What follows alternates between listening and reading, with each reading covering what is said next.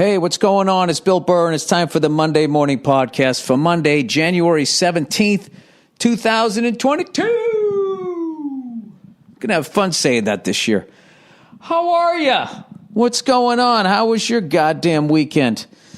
Oh, you know what? I got a really bad feeling. You know what? That a bunch of Buffalo Bills fans, I bet my numbers are off the charts this week for the Buffalo Bills fans, all tuning in. They didn't tune in when we beat them in the windy game. I'm sure they all sat that fucking one out. Oh, my God, yeah. Well, I'll be honest with you. I didn't think we were going to win. But I didn't think that was going to happen. We got our asses whipped. I mean, I would love to say that what looked to be a touchdown pass by Mac Jones, and then one of the greatest interceptions I've ever seen. That safety coming over the top like fucking John Stallworth. That catch against the Rams back in the fucking Super Bowl 1979 is what that reminded me of. And that if that was a touchdown, you know, does that change the tone of the game? I don't think so. I don't know what happened to the Bills in the middle of the seasons where all of a sudden they shit the bed. But the beginning of the season, they looked like world beaters. And then they looked like they were going to do what they always do to their fans, which is let them down. And now they're back and they're looking like world beaters. Although, you know, they beat a young Patriots team with a rookie quarterback. And, you know, I think Mac Jones and some of those guys took too much criticism from Patriots fans where it's just like, you know, we're starting over. There's a new guy, you know. Look where we were last year. I mean, Jesus Christ, the fucking wheels were off. And this year we almost won the division and won the playoffs. Got our asses kicked. And you know what? That's a good fucking thing. It's a good thing because they'll remember that and they'll build on it. And I'm just happy that, like, you know, I was worried that once, you know, Cam Newton didn't work out, Brady's gone, that we were just going to be basement dwellers. But the fact that we're where we're at is fucking great. And I had a fucking blast. Like, I sort of live tweeted the game. And as you watched it, I mean, the fucking thing was out of hand quick. So I just started, like, bitching about the officiating, like, ridiculously. People just took the bait. You couldn't believe it. There was one, I don't even know what it made the score, like 33-3 or something. And this fucking guy in the Bills, he must have had like 5 yards on the defender. And, you know, they're just showing Josh Allen, you know, dropping back. He throws the ball, and you just see this guy wide open. And, you know, so there's no way I could have seen the corner or anything. And I tweeted out something like, did they ever call offensive pass interference? Ridiculous. And fucking these idiot fans were jumping on. I'm saying all Bills fans are idiots because I could have got Patriots fans with that if it went the other way. If I was a Bills fan and we were beating them.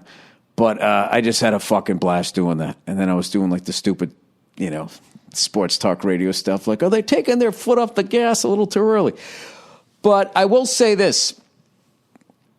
For as much as an ass kicking as it was, I did watch the whole game. I didn't turn it off like most fans. I can't watch this, you know? Like the fucking Bills fans probably did 4 Super Bowls in a row, just turning off the game.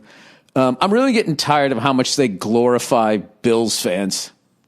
Like there's not the same amount of cunts in that fuck. Just because they lose, now you feel bad for them. That was another tweet I had to them. I go, you know, I really hope you guys win it this year because I'm really tired that half of the Buffalo Bills highlights is about your fans tailgating. We're jumping on tables. Anyway, if I was a doctor, I would open up a practice out in Buffalo, and I would specialize in rebuilding shoulders. There's gonna be a lot of that. Jesus Christ. But anyways, it was just an absolute ass kicking, and I got to tell you, you know, the KC and the Steelers is on right now. It's starting to get a little out of hand. But I don't see anybody that the Bills couldn't beat. You know? But I got to tell you, Are you a little concerned about the kicking game in Buffalo? Guy missed 2 extra points. One of them was tipped, but whatever. One gets tipped, and then he misses the next one. All right? And you don't need to tell a Patriots fan or a Bills fan how important the kicking game is, because we've been on both sides of that coin. We have a first ballot Hall of Famer in Adam Vinatieri, and you guys had that other guy. So we shall see. We'll see if that comes back. I mean, the guy's been great in the regular season, but that's the regular season. All of a sudden, it's the playoffs, and it gets a little bit tighter. And these Bills fans are all excited because they finally beat Bill Belichick, and maybe they're forgetting that there's a guy named Tom Brady out there who beat the shit out of the fucking Eagles, right? Bills fans, you got to want it. If you have any fucking balls left, all right, after landing on tables, doing splits, or whatever the fuck you guys have been doing out there to distract the fact that you have an absolutely pathetic franchise for all of these years, you have to want to play the Tampa Bay Buccaneers. So not only can you finally fucking win a Super Bowl, get that monkey off your back, you already beat Belichick, you have to want Tom Brady. You got to want that game. And I got to tell you something. If Tom goes in there and fucking deep pantses, you fucking assholes, deep pants, you guys, one more time, I think you guys should have to rename your city to something else. Like they should just lay the name Buffalo. I don't know, something. You guys have to burn sage. I don't know what it's going to be. I'm just fucking with you. Congratulations. That's the game. If I was Eddie Fatface, whatever the fucking commissioner's name is, if I was that guy and I wanted ratings, that's the fucking game I would want. I would want Tampa Bay versus the Buffalo Bills. And Buffalo Bill fans, I swear to God, if you guys get into the Super Bowl, do yourself a favor. Do not turn on ESPN during the 2 weeks of Super Bowl hype. If there is 2 weeks, I don't know if there is anymore now that they added next week. Because all it is going to be is about those 4 fucking Super Bowl losses, you know, and all of that, blah, blah, blah, blah, blah. And then they're going to do, it's going to be nauseating as they make you guys out to be Joe Sixpack and all these great fucking people. And you're not. You're not bad people, but you're no better than anyone else just because you haven't won a Super Bowl. I fucking hate when they do that. You know, they show up every year. They're just great fans, and they just everybody does. Everybody shows up year after year. What else are we going to do? All right? We're the peasants.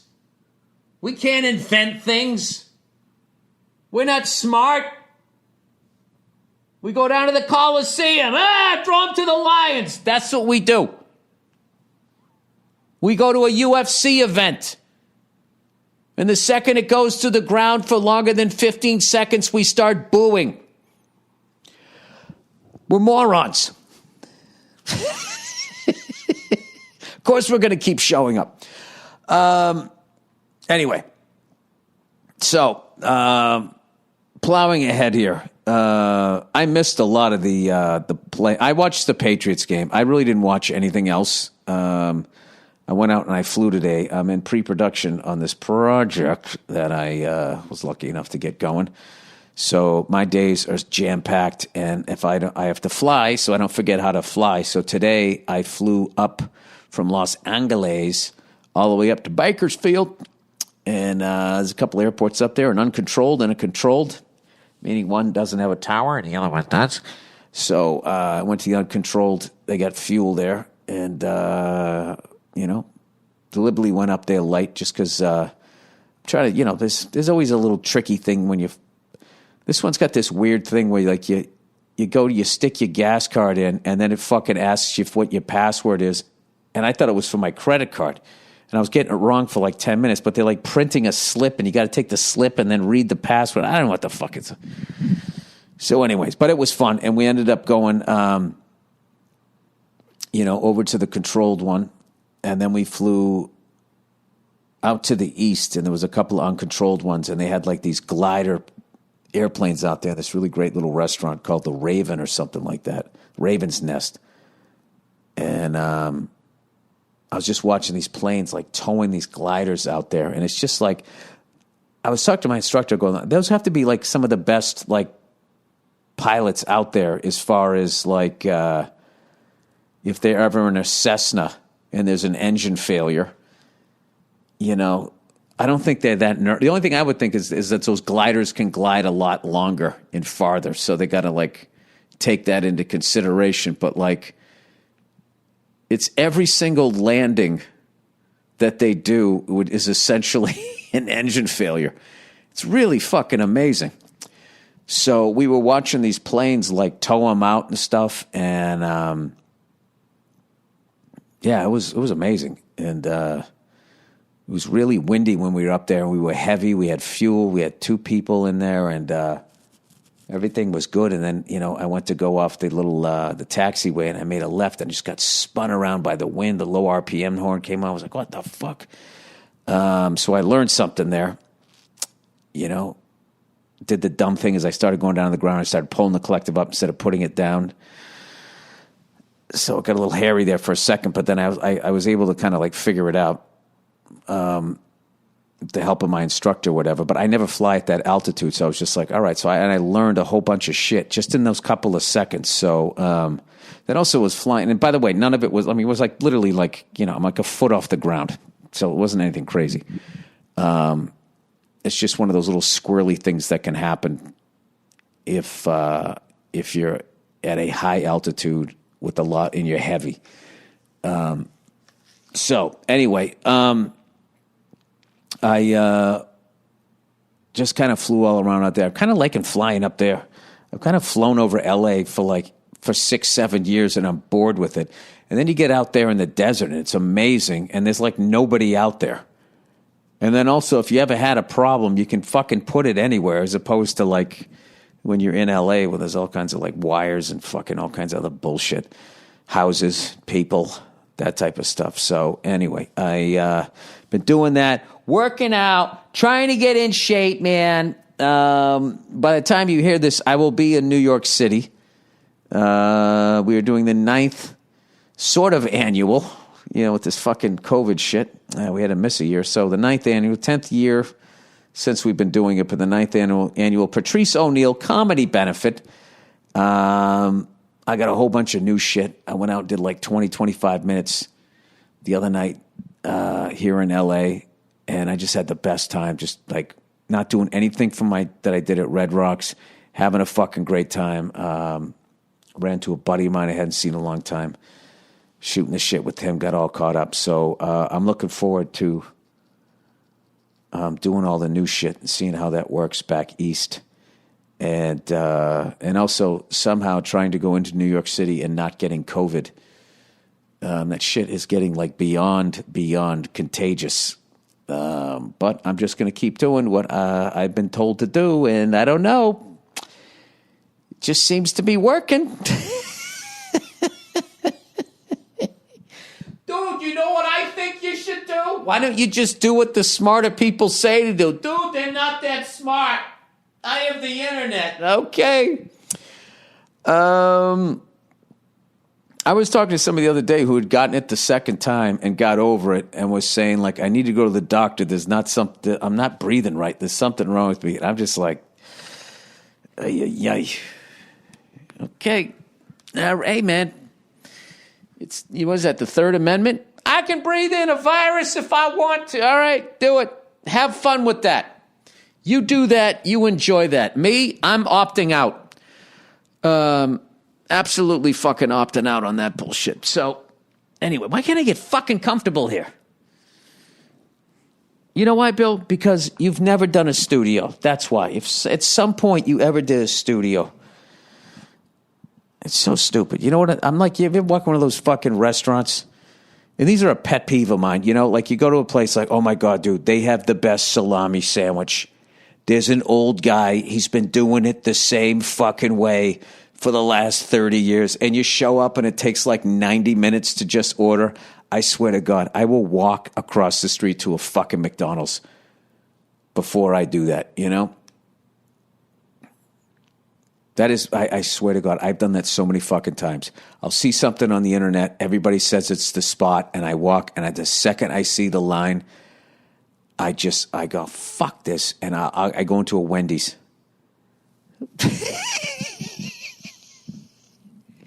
And I'm not going to lie to you. When I'm in the Wendy's, I'm cursing my brains out. You know? Fucking goddamn stupid fucking cocksucking fucking internet blowing up every good fucking spot out there, flipping out. Meanwhile, it's like I wouldn't have known about the spot if it wasn't for COVID. Sorry, COVID. The internet. Sorry, I was looking at the word COVID here. If it wasn't for COVID, I wouldn't know where to eat. Anyway, speaking of that, oh my God, dude, my son flipped out, was so fucking mad at me. I actually felt bad. He was so goddamn, he has this thing, man, where he just like, he doesn't want to sit in his chair and eat. He wants to walk around and he wants to do the whole thing. Even though he doesn't quite know how to use a fork, he just wants to use it and flick shit around. And it's just like, all right, that's what you want to do, buddy. But then he had like this little bowl of bolognese, right? And he somehow got it, you know? I looked the other way and he got it in his fucking hands. And I was trying to take it away from him because I knew he was going to drop it and it was going to be this big mess. And the second I went to take it away, he's so strong. His little cute hands just gripped the bowl. And he went like, ah, started yelling. I'm like, no, buddy, no, I just have to take this. And like his whole head turned red and pulled away. And then I let go. And then he was looking at me. And then I was like, I have to get this away from you. I just have, because you're going to, you know, it's going to go all over the rug, all over the floor. And it's going to be a nightmare. So I went in and I just had to overpower him to get it away from him. And he screamed as loud as he's ever screamed, put his face down into the bowl, did like a 300 yell, except with like a baby voice.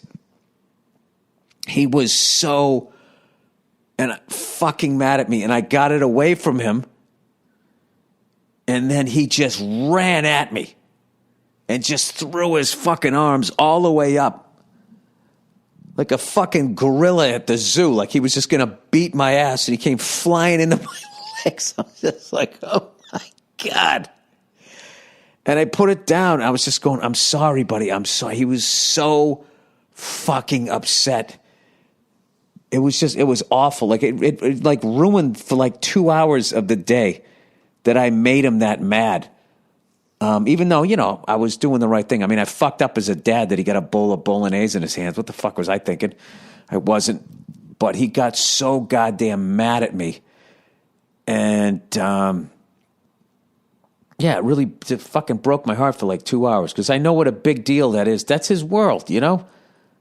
You know, he gets a good feeling of satisfaction doing things for himself.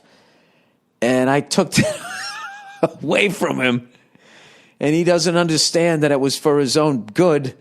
Oh man, I was just thinking, like, is this what, like, that was a scary thing because I'm just thinking, like, okay, now just multiply this times 10 years and all of that type of stuff when, you know, it's something else or whatever. But I still think I'm going to be all right, you know, as far as being like a parent and stuff like that. And I never listened to, you know, all the parents, well, you wait fucking 10 years. It's like, maybe you fucked up. You know, why? Just because your kid is acting like a fucking asshole. I don't know. I know that there's going to be times when, you know, they're going to be like, oh my God, Dad, shut up or whatever. I get that there's going to be times like that, but I just don't want to have like the like resentment and that type of shit. But I think that comes from not listening to your kids and telling them to shut the fuck up, like the way it was done when I was growing up. You know what I mean? So, yeah, and I'll tell you, the fucking side effects of that. Do you guys know to this day, when things are not working out for me, I get fucking pissed rather than just communicating to people how I need things to be done. And my wife is helping me out with that. And I realized that I never did that because when I was a kid, like no kid could do that. You couldn't be like, hey, you know, can I actually, it's like, parents back then were just like, hey, they'd snap the fingers, shut the fuck up or whatever. So you just kind of felt like you had no options. And I kind of carried that into my adult life. Like, I'm literally talking about like going to a restaurant and getting a completely different order and then just not fucking saying anything because I'm doing the formula of a kid. Like, oh, if I say something else, then I'm going to get yelled at. So I'll just fucking sit here and eat this thing that I don't want. Or, even back when my wife would be suggesting something like, hey, what do you want to do on Sunday? Like this mom, and I would immediately think it's fucking playoff football. I want to fucking and then rather than just saying that the playoffs are on, I want to watch playoff football. I would just, that's a dumb example because I was never at a point emotionally where I wouldn't say that it was playoff football. I wasn't that fucked up. It's just like, are you out of your mind? Do you want to go do something to me when Andy Cohen is doing the wrap-up of one of those Real Housewives shows? I know you don't. All right? And I'm aware that we both don't know each other's TV schedules. You have no idea when the NFL playoffs are on, and I have no idea when he's wrapping up one of those seasons.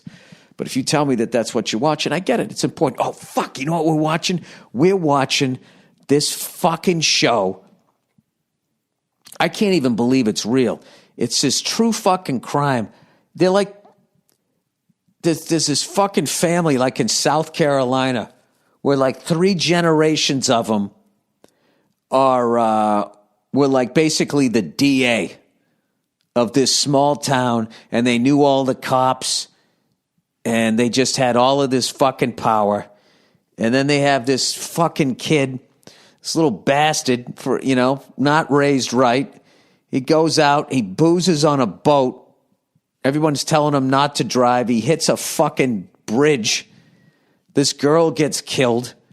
No charges are brought against him, and then they got to fucking sue the family. And when I fell asleep last night, there was some openly gay kid that got killed. They tried to make it look like a hit and run. It was fucking bananas. This story was fucking bananas. It reminded me of that show. I forget the name of it. It took place in Florida. I want to say it was a Netflix show. It had Norbert and Leo Butz in it. What was that? It was just a fucking incredible show. And then for some reason, they didn't renew it or whatever. It was literally that family, except it was real. And it was rather than Florida, it was in South Carolina. I'm going to try to find the name of it. If you guys can see this fucking story, me and my wife, we're just exhausted because, we were hanging with the kids, having a blast. We went out like fucking playing like miniature golf and shit. And dude, it's just like real golf in that there's always some people like in front of you playing too slow that suck, or there's people behind you that are better than you and you're stressing out because they're fucking getting it through the windmill and they're sitting on the, waiting to tee off. And then there's just all these people like taking it seriously. It's like there's a fucking, this looks like Dr. Seuss designed this thing. What are you doing? Just fucking hit the ball. Who gives a shit? They're keeping score and stuff. Just like, what the fuck are you doing? So I didn't give a fuck. And my wife was just crushing it. She just like parred the first 3 holes. I bogeyed all of them.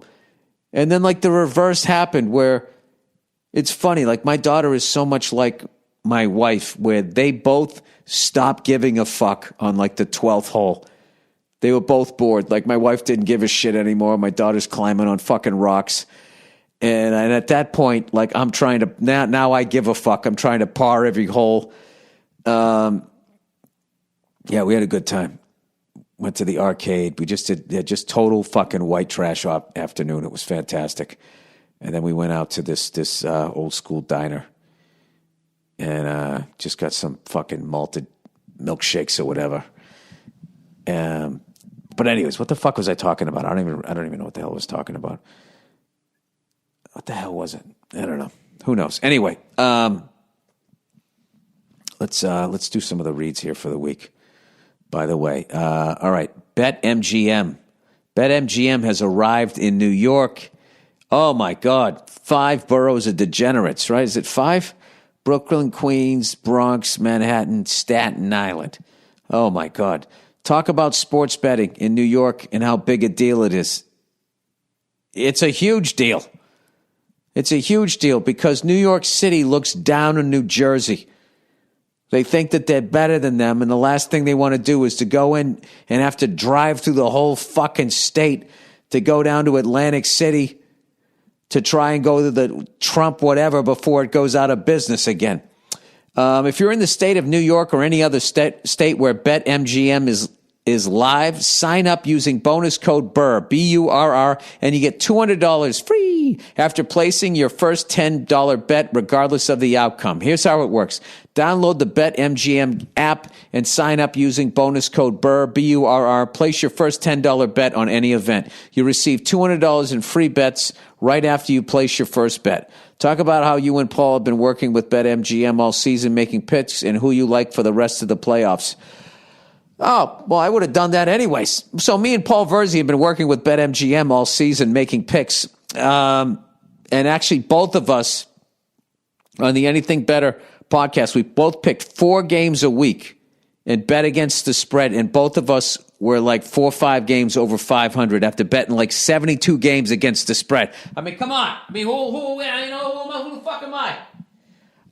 Who do I like in the rest of the playoffs? With my picks this week in the playoffs, I think I've lost every bet so far except KC, but I was teasing them. So I think, like I teased the Patriots to get more points. That obviously didn't work. That fucked that bet over. I teased the Eagles to get more points. That didn't fucking work. I teased the Cowboys down. I don't think that worked because they lost by 6. And who else did I take? And then I had KC. I teased KC down, I believe. So who do I like? Let me just say who I like. I think the Super Bowl winner is coming out of the NFC. And it's obviously either Aaron Rodgers or Tom Brady. And I have a feeling it's just going to be Tom Brady again. I just think that guy gets dialed in. And he has such credibility because he is the greatest of all time. It doesn't make any sense. The man is sliding into 50. He's in his George Blanda years. He looks younger at 44 than he did at 34. He has a quicker release. I don't know. I'll tell you the team that I think can fucking knock somebody off. I don't know if they played yet this year. Is the Titans. Are they playing? Are they playing tomorrow night? Like the Titans is not a team that I would want to be playing. I don't know why. If that Henry guy comes back and he's like 80, 85%, I don't fucking like that at all. So anyway, disclaimer, all states must read. All right, visit BetMGM.com for terms and conditions. 21 years of age or older to wager.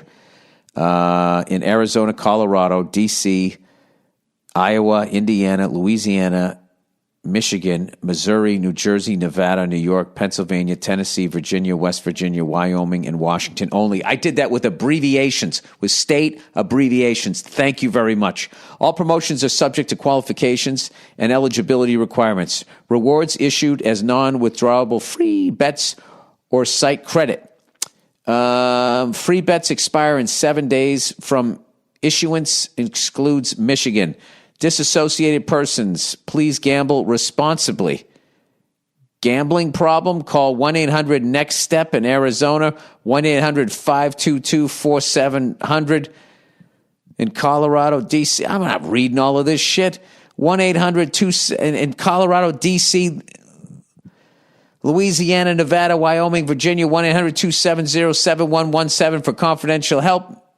In Michigan, 1-800-GAMBLER. Indiana, New Jersey, Pennsylvania, and West Virginia. I'm not reading all of this. If you have a gambling problem, there's a 1-800 or 188 number in your area, all right? Have fun with this shit. That's what me and Paul Verzi did. You have fun gambling. Have fun with it. Don't lose your house.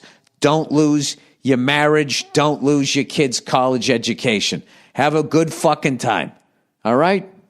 Whatever the fuck it is that you would have gone and blown at SeaWorld. Not SeaWorld. Why would you do that every weekend? That'd be too much money. You know what I mean? You know what your fucking budget is. All right? Pick a game, put some money on it, and have a good time. That's it. All right? But don't be a fucking idiot. Okay. Indochino. Whether it's finding a signature color, wearing or a more flattering cut, or getting a new statement piece. I'm making a statement. The right detail can take your wardrobe up a notch. This year, let Indochino take care of your 2022 style edit. You can customize everything from suits and shirts to chinos and bomber jackets at prices more affordable than you might expect. Indochino offers completely custom-fitted suits, shirts, casual wear, and more at surprisingly affordable prices. Get a wardrobe personalized to your style and taste without spending a fortune. Every piece is made to your exact measurements. Excuse me. And you can, sorry about that. Every piece is made your exact measurements and you can customize every detail. I had a little pizza tonight. Sorry. Choose everything about your suit, including the fabric, lapel, monogram, and statement linings. You can create a suit that fits you and your style perfectly. The best part, Indochino suits start at just $4.29 and starts from $79 with all customizations included. Give yourself a style edit that sets the tone for the rest of the year with Indochino. Get $50 off any purchase of $3.99 or more by using the promo code Burr at Indochino.com. That's $50 off a purchase of $3.99 or more at INDOCHINO.com. Promo code Burr. Indochino. All right. Solo stove. All right. Are you a loner? Do you like to cook? Here we go. Solo stove. There's nothing quite like the feeling of gathering around a warm fire on a cool evening. And a smokeless fire pit from Solo Stove makes your outdoor moments even more memorable because instead of having to constantly dodge campfire fumes, you can sit back and relax and actually enjoy the fire. And right now, you can get a great deal on a Solo Stove fire pit. Upgrade your backyard with the Solo Stove fire pit. It's the perfect catalyst for getting outside and spending more time with family and friends. Solo Stove fire pits are brilliantly engineered. It's great for s'mores. Made with premium grade 304 stainless steel and a 360-degree airflow system that maximizes efficiency while minimizing smoke. Easy to light with a few bits of starter. Your fire is blazing in minutes. Perfectly portable. Take Solo Stove with you on camping trips and more. Shop now and get up to 30% off fire pits all month long and use promo code Burr at checkout to get an extra $10 off, plus a lifetime warranty and free 30-day returns. Just go to solostove.com and remember, you get $10 off when you use promo code Burr. All right. Is this the last one? Yes, it is. Oh, look who it is, everybody. It's Allbirds. Allbirds, everyone. You know, even though it will be wet and chilly in most parts of the country, running will still be a part of people's lives trying to achieve their personal best. You always got to have respect for those people running out in the fucking rain. The Wool Dasher Mizzle, our weather-repellent performance running shoe, is the first shoe of its kind. No more soggy feet. That's amazing. It's sustainably made from natural materials with a low environmental impact on the planet. But you got goals to meet and miles to log. Keep your feet warm and dry with the weather-repellent Wool Dasher Mizzle shoe from Allbirds. Allbirds printed the Wool Dasher Mizzle carbon footprint right on the shoe so you know its impact on the planet. Oh, you know how much it impacts the planet. Okay. Then they offset the footprint to 0 to make it a carbon-neutral product. They offset the footprint. Okay.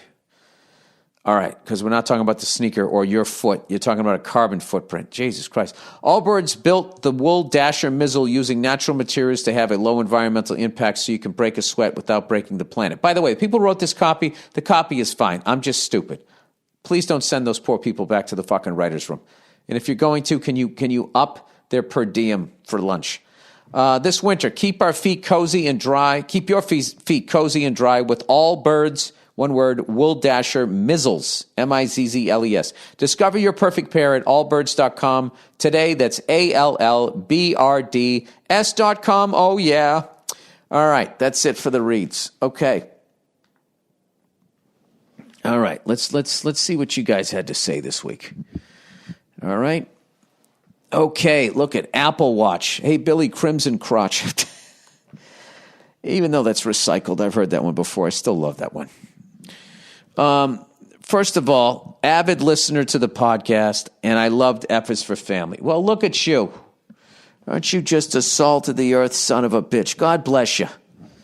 God bless you. Last Monday, you asked why the Apple Watch is not called the iWatch. A company by the name of OMG Electronics. Oh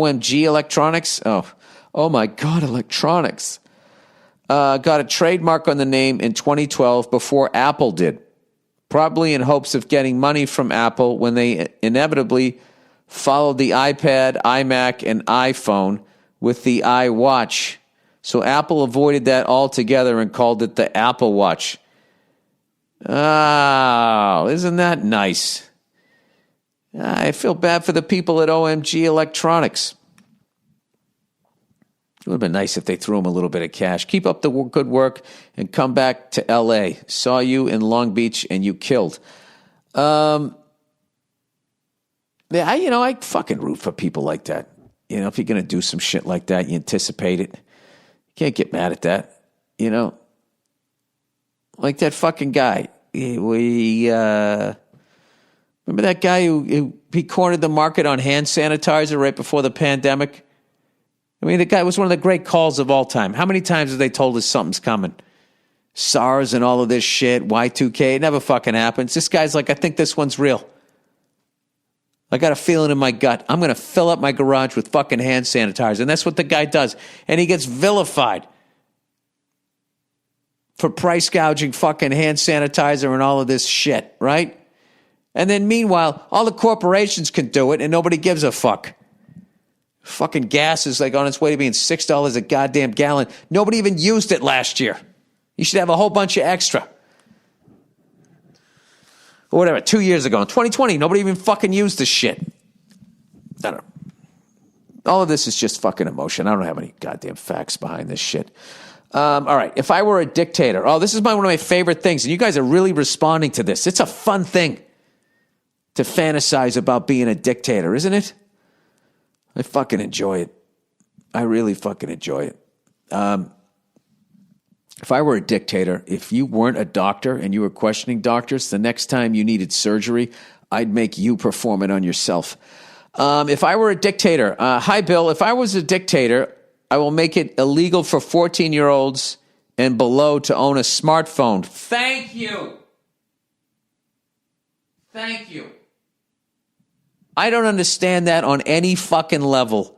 The shit that is out there on the fucking internet. And this bullshit that, you can put on the parental fucking blocks on it. And they can literally Google how to turn them off. Or some fucking nerd will figure out how to do it at school. It's so fucking dumb. Like, I can't imagine the fallout. These fucking kids, they don't even get a childhood. The fucking shit that you can see on the goddamn internet, and you just hand your kid a phone. I'm not doing that shit. My kid's going to get a fucking flip phone. That's where my kids are going to hate me. But it's just like, trust, I'm doing you a favor. But then their friends will just show the videos. It's really bad, man. We're so fucking far behind with that shit about protecting kids with the internet and phones and all of that type of stuff. I don't know. Maybe that's part of the conspiracy. Maybe they're doing that. And they'll be like, hey, man, a microchip doesn't have any porn on it. Canadian Dictator. Dear Pencil Dictator. First and foremost, I'm sorry for your loss. Your anecdote about the comic leech that ended with Bob's one-liner about stealing the eggs hit hard. Oh, yeah, man, that was one of the great ones. I can tell you love the guy, and I'm glad he knew how you felt. Yeah, man. Yeah, man. That was, I don't know. That was one of the fucking, I can't even tell you, one of the most brutal weeks and inspiring weeks with Bob Saget passing. which I still cannot believe is real. I just cannot fucking believe that guy is gone. And of all the friends that I've lost, I don't think I've laughed more thinking about a friend than that guy. And I swear to God, like this is like his passing has been like inspirational. Like even him dying was inspiring. Just how like everybody from all different areas of his life all said the same thing about what a great guy he was and how fucking hilarious he was. Yeah, man. I love talking about the guy too. He was, I swear to God, man, just everything that everybody's saying is true. All right. Anyway, secondly, as a non-American, let me tell you all the shit that is wrong with your goddamn mess of a country. I know how much you love that, huh? Just fucking with you. If I was a dictator of the U.S., because Canada is clearly flawless, why can't, no, dude, you got to write back and do one for Canada. I want to know what's going on up there, because you got a lot of fucking people up there saying this is the end of our democracy and all that. I follow some of you Canadians. And why don't you stick to fucking writing kids' book? You guys got the same fucking thing going on up there. Anyway, here's how I build a utopia. A, I'd widen the pay gap between minimum wage and high-skilled jobs, but I would offer free college/skilled labor training for anyone who wanted to live better. No living wage for getting high and flipping burgers for 40 years. Teachers would get paid. I like that one. Teachers would get paid as much as engineers, not because they are angels or something, simply to grow the pool of high-quality teachers so every community could get equal education. Every kid in the country would start life well-educated and roll into free college/skills training, resulting in constantly growing tax base. This would also brainwash the next generation to accept the benefits of my rule. Have you guys watched that YouTube video? I forget the name of it, that it shows why dictators are so brutal to the people and how they have to keep the military happy. This is what's missing, because this is all us peasants saying how we would hook each other up and then get rid of the piece of shit peasants. But nobody is dealing with how are you going to hang on to your throne? Anyway, I would force healthcare providers and drug manufacturers to negotiate rates directly with me for the entire nation. Well, you just put a big bullseye on your back. The provider who offers the best healthcare for the lowest cost gets the contract. If service quality declines, management is exiled and negotiations open back up. All right, well, how do you prevent some other wannabe dictator from giving a better deal to those healthcare providers, and then they start backing you, then you're in trouble? But I like all these ideas. This seems like you're working for the people here. Finally, iWatch owners would have to complete an annual 3-day solo hike through grizzly bear territory. It's a surefire way to thin the herd. I even keep the iWatch commercials on TV long after, just to catch any stragglers we don't need in the DNA pool. All right, I like all of that. All right, Dictator. Good morning, Captain Drizzle Dick. Thanks for reading this. You ask about dictator dictation. I'd be the imperial grammar dictator. Oh, God. Meaning I create an empire of well-spoken citizens through dictatorship. Mispronounced fucked up grammar such as the following would be punishable by my grammar police. Irregardless. It's regardless, you stupid shitsticks. I like that you're still profane as a grammar police person. Its meaning is without regard, kind of like your fucked up grammar. Well, you also say stupid shitsticks, so let's not fucking make you Shakespeare over here. Espresso.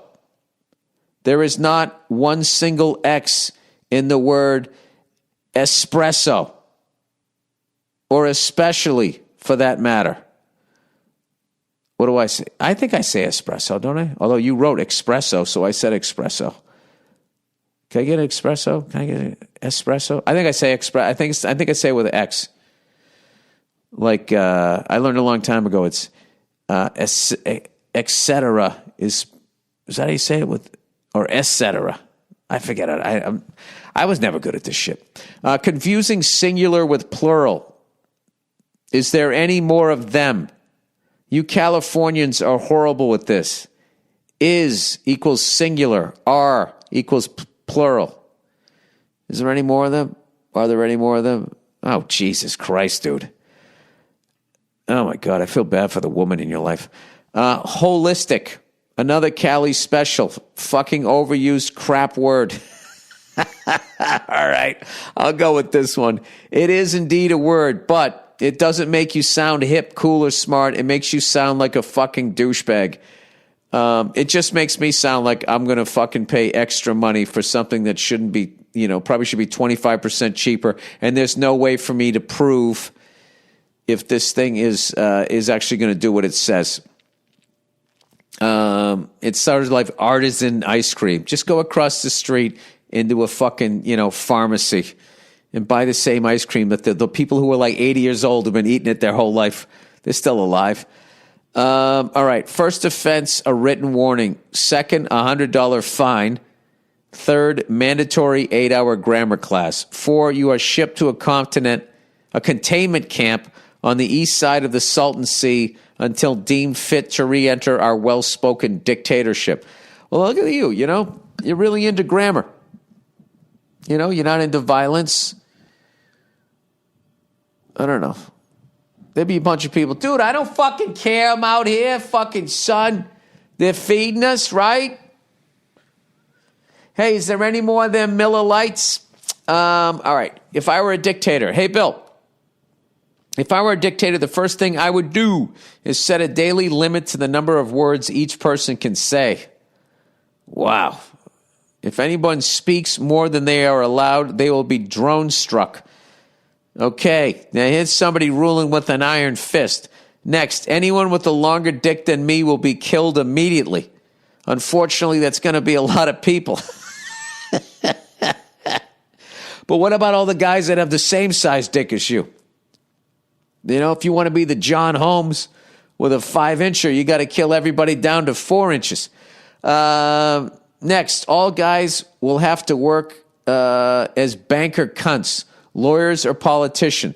They can opt out of these jobs, but the only other option will be a makeup person at Macy's. All women will have to work at labor-intensive jobs such as construction or mining. Wow. Is there any I want to know the reasons for this. This is wild. Next, the Nets and the Lakers will get unlimited budgets and will be the only teams allowed to use steroids. The Federal Reserve will be allowed to print as much money as it likes. There will be no health care for anyone. I will make sure global warming continues until the whole world has summer year-round. I can't wait to take my yacht through Times Square in January. Lastly, I will divide the country into 2 halves. I will split all the Trump voters and Hillary voters. The Trump voters will have Hillary as their president, and the Hillary voters will have Trump as their president. After 10 years, if everyone learns to behave themselves, I will step down as dictator and assign Tom Brady to be president. You know something? I think we have a winner here. That was the most clear and concise plan. And I felt that he was or she was ruling with enough of an iron fist that they could maintain their power. All right. Congress members, unsurprisingly, are surprisingly good at picking stocks. And they had in parentheses. Hey, yo, Billy Banker.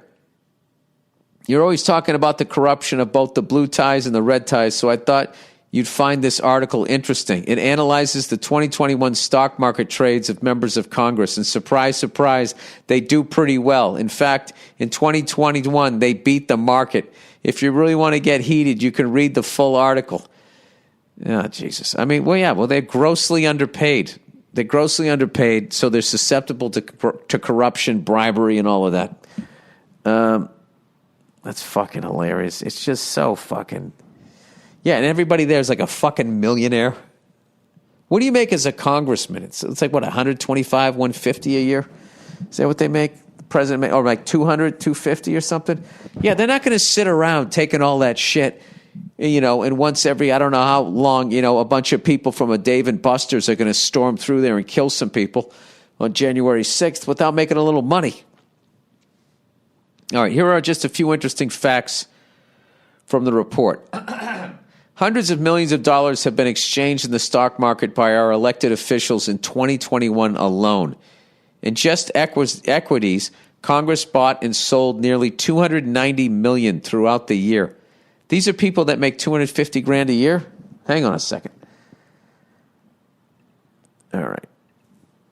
How much do senators make a year?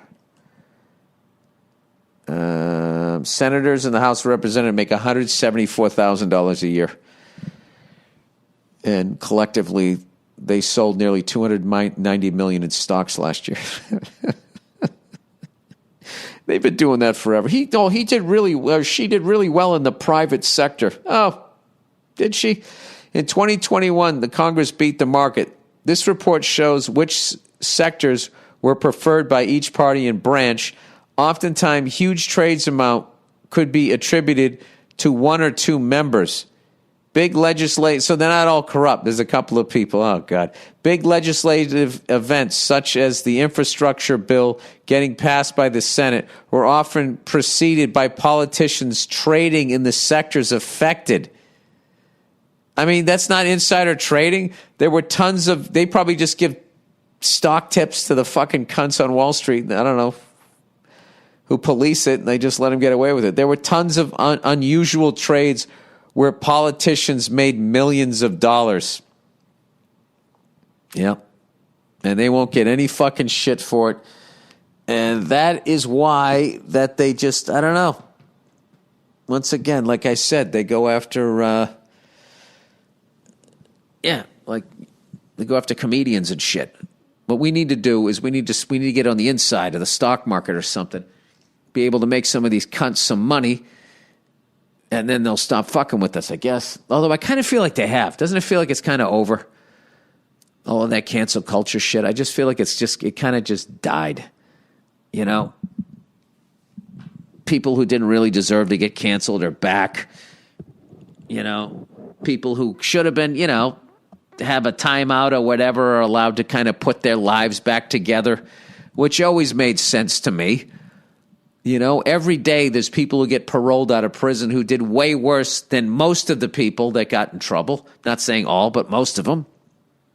So if they can try to put their fucking lives back together, I mean, why can't other people? I don't get it. I don't give a fuck. Why do I comment on these things? I have no idea. I can tell you right now, I am so fucking dehydrated right now. I keep doing the goddamn elliptical. Can you hear all this fucking noise that I'm hearing me undoing these wires here? I keep doing the fucking elliptical like every goddamn day. I've been doing yoga. I've been doing all of this shit. I've been dropping weight. You wouldn't know by what I said I ate this week. But other than that, I eat fucking perfectly. But I've been dropping weight. I look good. I feel good. But I'm fucking dehydrated as shit.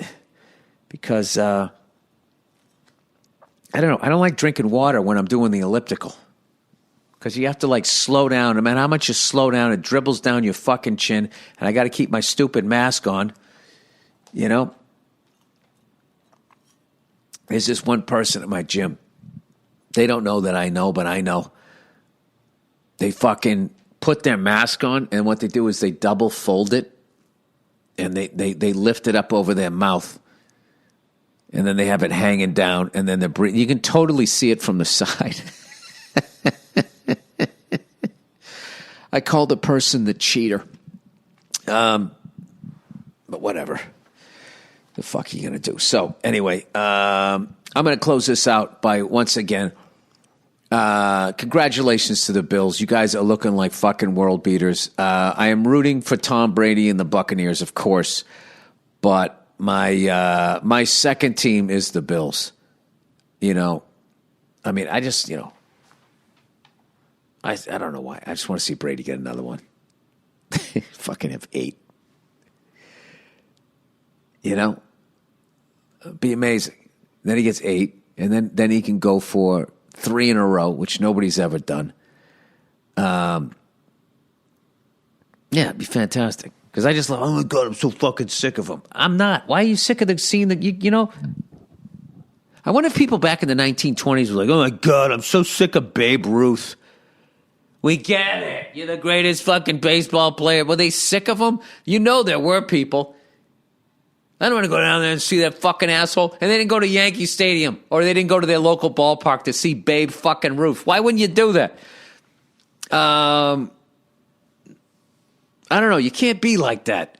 If somebody's fucking great, you got to give it up. And you got to root for them to be the greatest ever so you could say that you saw it. I would think. I don't know. Speaking of which, I have just become obsessed with the Cincinnati Bengals. Their whole thing in the 1970s where, you know, they came out in like 68 and they had Paul Brown and Bill Walsh and that kid Greg Cook. You got to see the story on this kid. This kid was like, Bill Walsh said he was the greatest quarterback talent he ever coached, including, you know, Joe Montana. And, you know, guy blew out his rotator cuff. They didn't know what happened, and they didn't know how to fix him back then. And it just, you know, made his arm weak, and it just ended his fucking career. And the guy really had a sad life after that. But then his backup had a weaker arm, and that's when Bill Walsh created the West Coast offense in Cincinnati. And it was called the West Coast offense not until 1985, I guess, when Bill Parcells' Giants beat the 49ers. And Bill Parcells said, hey, how do you like that West Coast offense now? And then that coined the phrase. But it was actually created. And they had a guy, Isaac Curtis. Did I talk about this with Verzi, or did I already talk about this on the podcast? I can't remember. They had a guy, Isaac Curtis. He was the fastest guy in the NFL. And he is the reason, the Isaac Curtis rule is that after 5 yards, you can't interfere with the player, because Paul Brown said, what is the point of having a performer if they're not allowed to perform? They fucking went jumping on him and shit the whole way down the field. So that's the reason for that. The Mel Blount rule is when he beat the shit out of Golden Richards in the Super Bowl in 1976. He was literally just beating him up. Like punching him in the head and shit. It was fucking nuts. So they're like, you can't do that. But wait, they're kind of the same rule, though. Look those up. Try to find the nuance between the Isaac Curtis rule and the Mel Blount rule.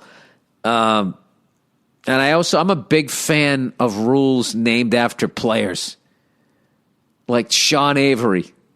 You can't turn around and face the goalie and just stick your hand in front of his eyes or whatever. I just loved that there wasn't a rule that said you couldn't do that, and nobody thought to do it until he did it. And then just the fucking balls that took,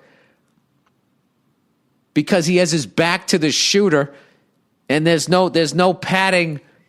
Even if there's you're just getting hit in the fucking foot would kill at a pickup rink. Forget about getting hit in the calf by an NHL slap shot from the fucking point. And he was so about winning, he didn't give a fuck. Turned around and just stuck his hand there. I thought it was hilarious. So, anyway, that guy should have a podcast. That guy is fucking hilarious. And if he does have a podcast, please send it my way. I want to listen to that. Anyway, all right, that's the podcast for this week. All dehydrated Bill. Congratulations to the Bills. I got to tell you something, man. That interception was one of the greatest interceptions I've seen in a long fucking time. You guys got a great coach. They got somebody up in the booth that used to work with Belichick and Nick Saban. I mean, these guys, they are built to win this whole fucking thing.